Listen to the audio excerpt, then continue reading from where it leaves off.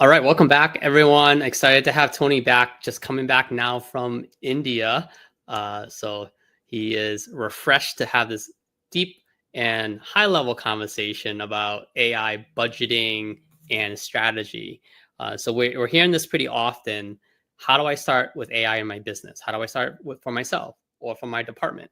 And it's really just understanding what does that look like to maybe have baby steps, or if you're on board, fully get it ready to implement it across your whole organization, multiple departments, from C-suite all the way down.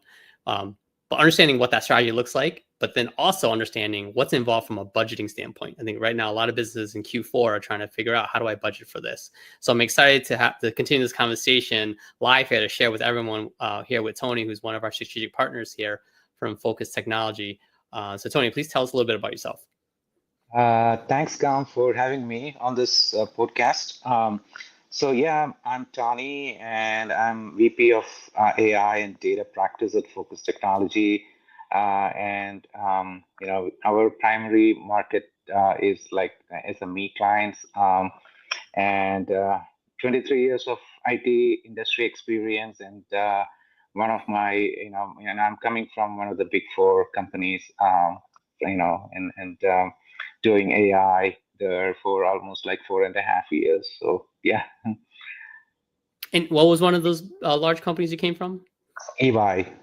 Yep, EY. Yep, Ernst and Yep. Young. So, you know, projects that Tony and I work on is really helping businesses understand, how to start in the beginning with AI, but a lot of it's with, literacy. So most often, probably 9 out of 10 people, Tony, right? It's really understanding what it is, and we usually have like a 6-phase process. Some people might have 4 or 5 phases, but if you think about it this way, it's 6 steps, right? Number one, AI Yep. literacy education, and then having a council, someone like an internal AI council, which ideally someone represents each department, so they're advocating for that department. But at the very least, having one person that may be an AI advocate or champion, if you can't have multiple people. Step 3 is then, understanding what is the policy, the ethics, because people are already coming into your company today. I think there was a study like over 70% of people already using AI on their own with no handbook, no policy. There's no ethics or security in place. So we got to nip that in the bud right away. That's step 3. And then 4 is like figuring out what is the impact assessment, the tools and people that we're trying to figure out and track here. And then 5 is like creating that strategy, right? The roadmap, that blueprint for your organization. Then the last step is identifying within that strategy a pilot, a use case that you really want to kind of tease out and do, and then from there you can kind of chip away at your strategy. Um, Tony, please Yeah. share kind of like your points on like any of those stages. Yeah. I think creating the IT, the AI strategy is the most important thing, and having a vision on how AI is going to transform my business over the period of, let's say, 1 to 3 years from now. That's very crucial. And then, you need to clearly articulate the goals that you wanted to achieve. It should align with your business objectives. And the third is, the timeline. You need to have like a proper AI roadmap on, hey, this is the timeline for the short-term goals, the quick wins, the AI quick wins, which I wanted to achieve. And these are the long-term transformational projects, milestones for that. And also you need to establish a program governance structure, like who is responsible for, who is accountable for, the AI initiatives in your organizations and its success. Once you define that, the second step is to like identify the use cases relevant to your industry vertical. And then, when you identify use cases, it can be vertical AI and horizontal AI, right? Vertical AI is domain specific use cases where, it's relevant to that particular industry vertically you are in. And the horizontal is, that is like sales, marketing, and all the other functions you have. It can be applicable to any industry vertical. So once you identify the use cases and you prioritize the use case based on there has to be an evaluation framework on prioritizing the use case where you look at different aspects like what is the impact of each of those use cases to the business, and second is what is the feasibility, like technical feasibility, like whether it is feasible, and also the how much it aligns to our business goals, right? So once identify and prioritize the use cases, then you pick the at least one or two, I would say, let's say one, and then execute it end to end, and then deploy it, make sure and measure the success of that. Sometimes most I have seen in my in my experience that people, they don't measure the success of that use case, and most of the times it just fails. And so it is very important to measure the define the success and measure it. How much are we getting towards that KPI which we defined. So those are, once we define that and get the feedback on and learn from the mistakes we have, and then apply all those lessons learned to the next use cases, that would be the most important way of executing it, right? So I think that's what defining the strategy, and identifying the use cases and prioritizing it and executing one of those use cases end to end. Yeah. Let's pick a use case. I think let's go horizontal. I think like Yeah. picking marketing or sales versus a vertical AI use case. So, for example, I oftentimes marketing departments, they're trying to figure out, how do I create content at scale? How do I do social media better? How do I do my marketing campaigns faster and better? Right. So these are specific workflows inside of a marketing department. So like, for example, like if we would engage, you first want to get your whole marketing department on the same page, because there are people who have not touched ChatGPT, which is a AI tool. Some people use Gemini, another AI tool. Other people, are pretty proficient. They're toggling between different tools. They know exactly the strengths and weaknesses of these different tools. So you have to level set. I think going back to step number one, creating that literacy, level setting, figure out where they're at in the knowledge base. And then from there, we would do like breakout sessions, so that the folks who are more advanced, they're getting value from that workshop, right? So Yep. to uncover use cases for them, versus the other folks who are not advanced, they're in another group, but that's fine. Now, everyone in that marketing department are learning at their pace. Now, I think it's really important. If you just go in there and you're getting some, if you're getting some type of workshop now, or literacy, AI literacy, and it's all the same, there are people definitely having a bad experience during that. So, make sure if you are getting this type of project done for your organization, that they are personalizing it based on literacy level. Other things you want to consider also is like strategic. Are the people in the session, are they strategic planners like executives and managers, or are they doers? If you're a marketer, like they're not making, like if you're a social media person who's executing social media content and doing imagery and copy, they're not in charge of the strategy. Maybe the marketing manager is, or the VP of marketing is, or the CMO is. So they have different use cases that they want to leverage the AI tools. So you have to also segment your workshop by, is it manager level, or is it like a doer level? And those are two things I usually try to like help identify before we start a workshop, Tony. But what are variables and parameters are you looking for to make sure people having a good experience?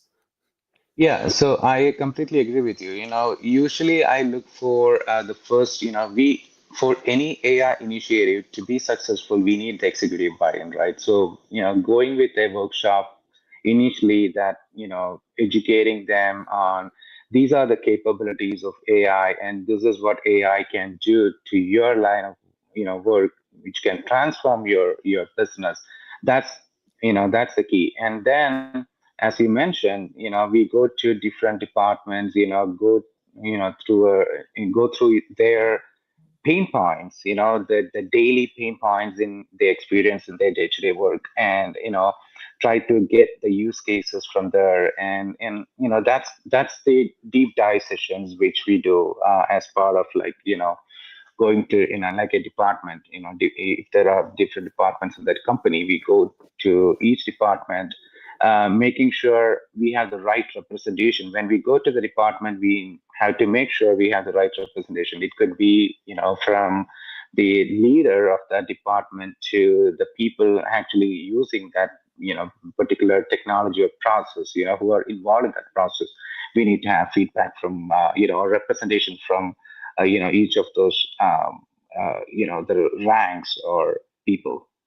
So that way, we can ensure that, the use cases we come up with, are actually addressing the needs of the people or the process. Yep. One exercise I like to do is helping them visually see their current process and the Hmm. opportunity of what automation and AI can do. So we will say, okay, let's walk through how you do your social media today from start to finish. Let's walk through that, right? And the feedback that we get was like, wow, we didn't realize there's so many steps that we do today. I'm like, yeah, like you look at all these steps, and how long does it take you to do each of these stages and these steps, right? So now we know can kind of do an impact assessment, right? Time. So then we start to identify together if you're creating 30 days of content and it takes you 5 hours, but if we leverage AI that understands your tone and it can then give you 30 days of content in six minutes, but of course you got to like go through it and make sure it's good. We can cut down a lot of hours there, right? So that's an opportunity. So we say, okay, you might gain 4 hours here. Another one is creating images, and so like going through each step and making that assessment, but also helping them visualize it. So usually we'll color it yellow, saying that that's an opportunity here to automate. So now we see this process map that's white for the current stage and then yellow for opportunity of optimizing, and then also looking at like the time frame. Then we identify in that same workshop, what can you work on today? Like, no, because it's definitely multiple sessions, Tony, that we do, when we are helping workshop, but people want to start touching the tool today, right away. Like because they're so excited. So I call it a quick win. We try to identify something that's a quick win that they can utilize today. Oftentimes with that is with ChatGPT, if you have the pro version, we say, Right. why don't you just create a marketing bot who's kind of that assistant to you, like, and ask it Hmm. marketing questions. Like, for example, help me build out my target audience and define my persona and ideal client profile. And it can interview you. And that has always surprised, but also um, made people really hopeful of like, wow, this tool can save me a lot of time on the repeatable things that I'm doing already, which is constantly figuring out what to say to your audience. Well, have the tool be that soundboard for you. So usually in that first day, they can walk away using that type of feature on like a ChatGPT, or if it's Google Gems. Is there anything that you kind of suggest, Tony, for people that if they want to start playing with the tool right away, or do something with AI right away, that they can see some value? I think, from my perspective, I would rather, go with, identify their pain points, and then, once they do we give them the workshop on what AI can do to their line of business. Usually I give it some time to, like, usually the next day when we have the subsequent session, they will have, like, coming up with a lot of ideas on, hey, or getting them to tell us, like, hey, this is what I think, our AI can do to help us. Visualizations, definitely it can help, but I would say, I would rather do it at, once we gather everything and looking at the landscape, because sometimes visualization can be misleading too, right? So, and everybody has known about ChatGPT, Copilot, etc., right? So, but again, these are the capabilities of those tools. That is what I would rather focus on. rather than visualization. Because sometimes if the environment, the landscape is, plays an important part in actually coming up with a strategy on these are the solutions that are meant for that particular landscape, which I can talk about, after this workshop. The next step would be to, the readiness assessment, like how ready is the organization, what are the gaps that needs to be fixed, and all those things, right? So yeah, from my point of view, I think getting them brainstorming with all these ideas, and about AI and what AI can do to their day-to-day operations, that is more critical. Making them think about how AI can help. Well, that's a good transition, readiness, right? Like, okay, so people, this is great. We want to do this. Now, how much does this cost? That's the thing that Yeah. people are always trying to figure out. And the prices are all over the place, but Tony and I are gonna help give you guys real retail like benchmarks and ideas of like what you should be investing in when doing this. And you have three different criteria, right? You have enterprise level businesses who need this. You have the mid-market businesses, and then you have the small businesses, right? So Right. they all need to figure out how to get AI adoption and make it accessible and approachable to their people and their own companies. But it's all different price ranges because these different businesses are at different journeys within their organizations, and some of them are more sophisticated, like an enterprise, or when I say sophisticated, they might just be more moving pieces, right? So versus a smaller business, there's not as many moving pieces, so the projects don't have to be um, as complicated. So they should be less expensive.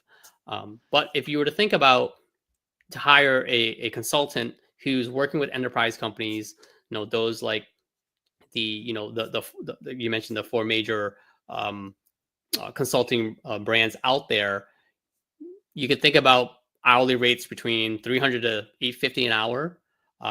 In the mid-market space, maybe from a larger SMB to the mid-market space, you're probably looking at consultants who are like 150 to again 800 an hour. On a small business space, so you're probably dealing with some consultants who are still newer to the AI space, but they can still provide value, but more affordable to a small business. You could be 100 to 250 an hour. How those rates sound for you, Tony? I think it sounds, quite, you're on target, I think. Yeah. Um, yeah. So the key again is to, like, the value proposition, like, what, the consultant brings to the table. And nowadays it's more about what, you know, it's not about integration, it's all about, what actually that consultant is bringing to the table, right? So I think, but the rate wise, what you mentioned is, I completely agree. And most often people are asking, well, let's do a half day. I think that makes the most sense is to do a half day. I think when you're doing kind of like an AI 101, get everyone on board. But that half day could be with just everybody in the organization, which is like leaders, managers, and workers.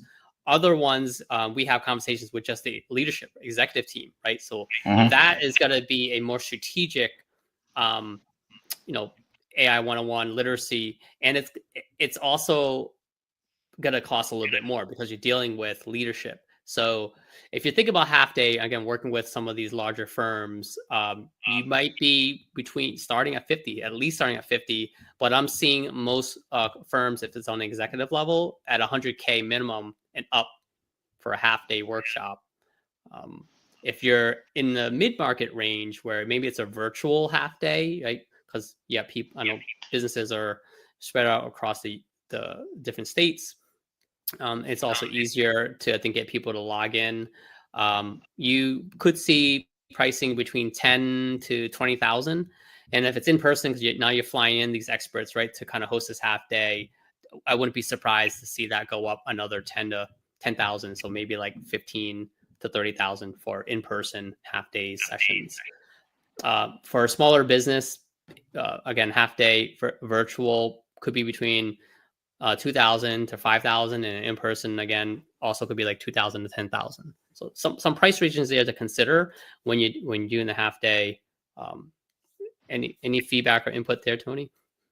Yeah, I think it varies, and yeah, you're right on some of those numbers, but again, some of those numbers are customizable. I would say it depends on the size of the company and the audience, and all those. There are several factors that are affecting, that contributes to that number. So it's um, very difficult to say, but I agree to that range. But it could be customizable too. Yeah, it's not set in stone because someone say most of us are pretty proficient in it.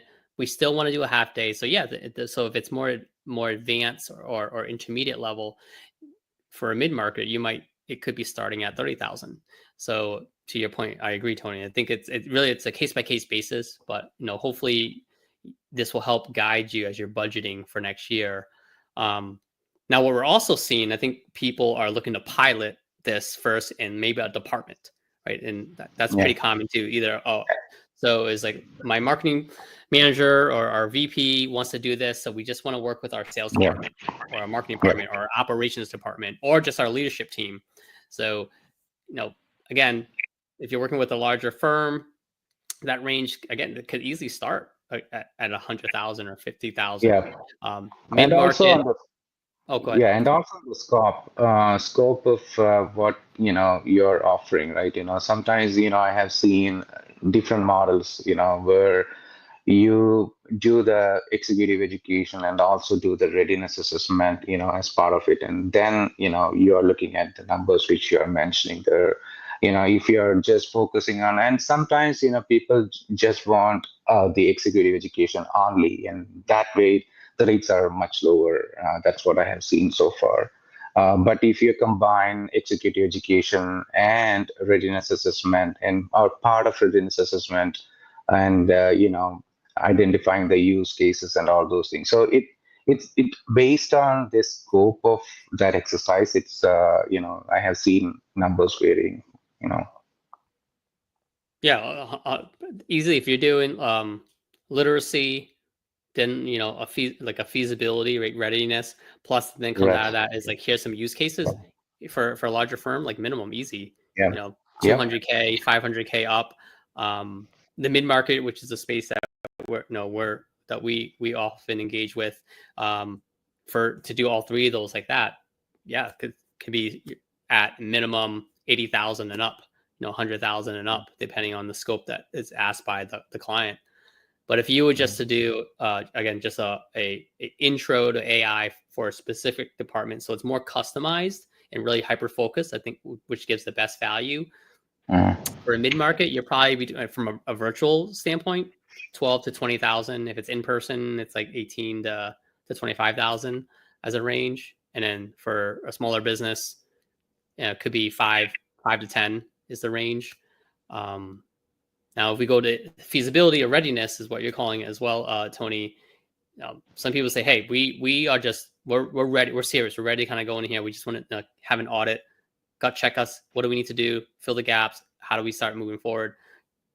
Some of these larger firms are minimum charging at least 50,000 just for that one the feasibility study. Mid market is between 5 to 20,000, and then smaller businesses are 5 to 10,000.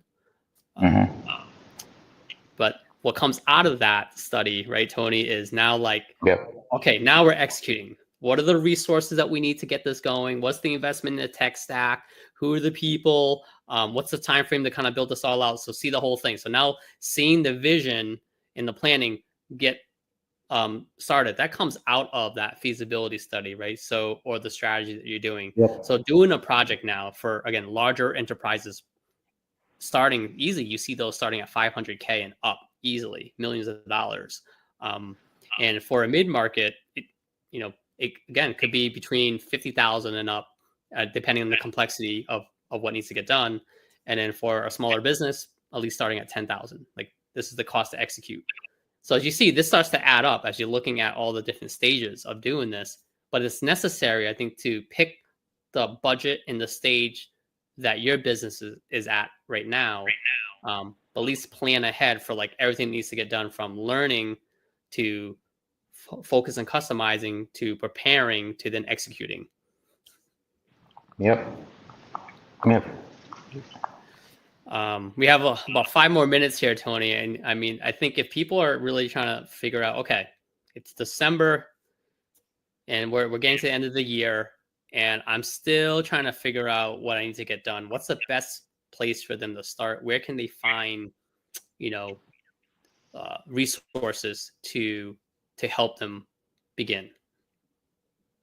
Yeah, I think this is very crucial. Most of the companies would be, already starting the budget season already, or they might have been completed the budget season. But it is very important that, they consider the AI, how AI can transform their line of business if they haven't started the initiatives and set aside the budget, for at least, I wouldn't say like, at least have some short-term quick wins, set aside the budget for those short-term quick wins and then get it, engage with the right partner, technology partner. If they don't have the resources in-house, they need to, find and, engage with their technology partner to start that AI initiative, that journey.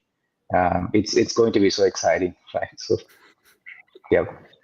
Yeah, and we're excited to see that people are finally starting to embrace it more, but not enough still. No, so we hopefully folks will be more open to beginning this journey. I think there's a lot of unknown here, but if you're just sitting back and you're waiting, so many other people and businesses are just gonna fly by you, because those folks who are embracing this now and leveraging this really efficient tool are gonna have a huge competitive advantage. I Yeah. often hear too, Tony, is like, well, what about my job? Is this going to replace my job? Well, I often say, if you are, you insert a role. If you're a salesperson using AI, you're going to replace a salesperson that's not. If you're a CEO using AI, you're going to replace a CEO that's not. So, you have to kind of really become comfortable with this and ready for this, so that it's not a shock when it's Yeah. fully integrated into your world. Right, right. And of course, there is always a concern whenever I talk to people, I hear that concern from them. Hey, is this going to take away my job? And I say, hey, I used to call it like intelligence augmentation. Not, it's not, it's actually augmenting your intelligence, not going to take away your job so that you can focus on much productive work, which you do. So I think the goal here is to educate the workforce, make sure they understand what AI is, what are the limitations of AI, and how they can utilize AI to better do their day-to-day work. So that is the key. Yep. Yeah. Great. Well, Tony, again, thank you for your time. I know we're going to be doing a lot of these sessions and go horizontal and go vertical across all different topics of AI and Gen AI and different tools and softwares. And I believe our next time together, we're going to do a recap of Yes. where has Yes. AI, Mhm. how just what is 2024? What are what's the recap of what happened this year, and then some potential predictions of what we think 25 is going to bring to the table. Exactly. Exactly. Yeah, that would be exciting. Yes. All right. Well, thank you again for your time, and look forward to our Thank chat you. next time. All right. Thank Cheers. you. Cheers. Bye.